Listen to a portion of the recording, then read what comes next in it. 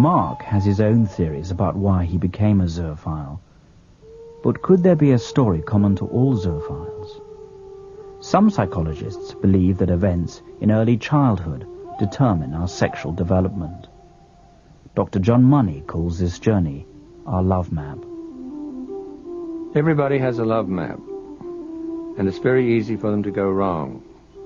What makes one boy or one girl's love map develop so as to end up being zoophilic instead of just ordinary? Nobody knows. However, if I try to reconstruct it in the case of a zoophile, that in early infancy this person was extremely deprived of tactile stimulation, which babies really need. And I've heard that story particularly from a woman paraphile who was kept locked away a lot of the time in the basement, and she was sexually molested by her uncle. She had been born of incest herself, and that was kept strictly undercover. And the only consolation she had in life was this little dog, and she would put it between her legs. And when she got fully grown, she liked it much better than her husband's form of sex.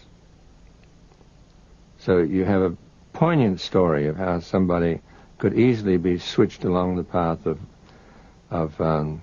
zoophilia. And incidentally, nobody would ever live next door to that lady and guess it. She otherwise passed as a normal mother and housewife. This may be one possible explanation, but not all zoophiles suffer abusive childhoods. The answers Hani Miletsky got to her survey suggest that there are no clear patterns. This has led her to the conclusion that zoophilia is not a sexual disorder. It's not a real disease, if you want to call it that way. It's a way of life. In some ways, we can look at zoophilia at the same way that we look at homosexuality, because homosexuals come from all walks of life. There's nothing really that you can say that they all share other than having a sexual attraction to the same gender. And in that way, you can say that zoophilia is a sexual orientation too, because the only thing that makes them be one group is the fact that they have had sex with animals.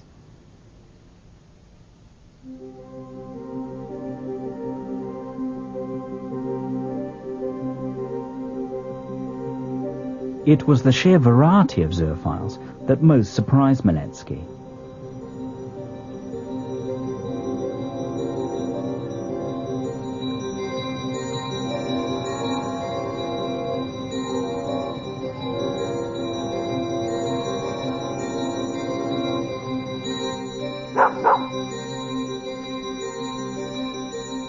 I didn't really become aware of zoophilia until much later in my life.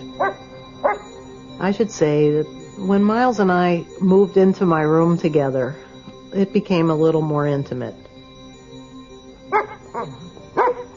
The first time that I actually decided to take my clothes off and feel his fur next to my bare skin was pretty surprising. I was very curious there for a while how so many of us don't take our clothes off to allow our bodies to feel, our whole bodies to feel a direct connection with our animals. And that was one of the first things that I did, was I just stripped and got down and laid down on my bed and had Miles come up, and the two of us just laid down and took a nap together. And I remember waking, and I had my arms around him, and his paws were up on my shoulder, and we were nose to nose. And, you know, I woke up, and he gave me a lick on my nose, and it was just like a regular relationship, just feeling the comfort of his warm body next to mine, and it just never felt like anything was wrong with that. It always felt really natural to me.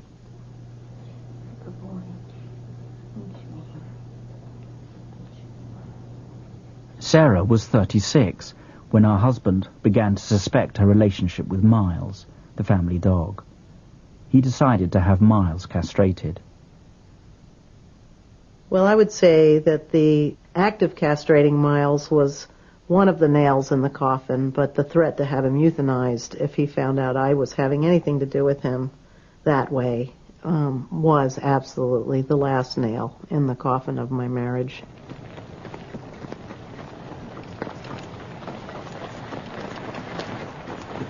I have a wonderful little pony stallion, and his name is Sandy. The primary thing that gives me more joy above and beyond everything else is to harness him up, hitch him up to my little wagon, and off we go.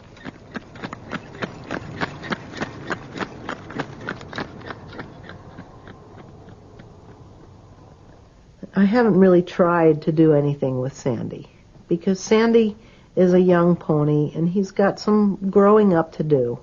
So really right now he is kind of like a baby, but he will grow, and when he gets older he will be able to show me certain behaviors. Now, I will say that there have been times when I go out to the pasture to bring him up for his feed at night, and I'll walk on ahead of him and he just jumps right up on me.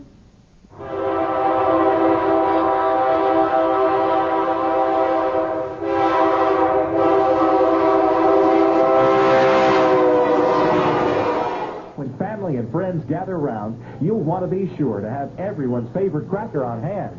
Hi. Nabisco, Ritz How are you? The original favorite. Are you? Sarah holds a job in the local shopping mall. No one here knows that she is a zoophile. All they know is that she left a comfortable middle-class suburban life to come and live here.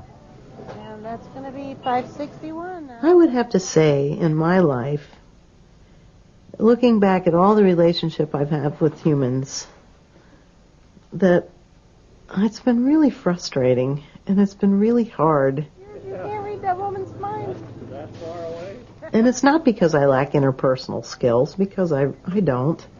I get along quite well in the world with people. But as far as really being able to extract any really great and tremendous personal happiness, it's been lacking. And I've found that when I'm sitting quietly at home and my dog is asleep here at my feet and he sits up and rests his head here on my lap and I can put my hand on him and the two of us sit, that at that moment I know such pure happiness and contentment that can't be equaled and has never been equaled.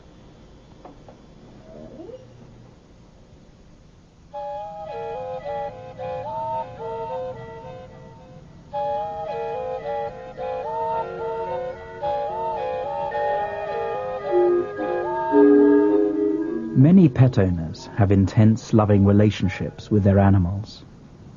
When they die, they mourn them as if they've lost a close member of the family. They lived in the house with us. They sat in the chairs with us. They ate what we ate. They slept in our bed. They were very much like children. Yes, just like we children. don't have children, so they were our family. It's a two-way love, you know. You take care of them and they show affection to you, and they live in every... But you'd never take advantage of that. The idea of any sexual contact with animals would horrify most pet owners. It would be as unnatural as having sex with a child.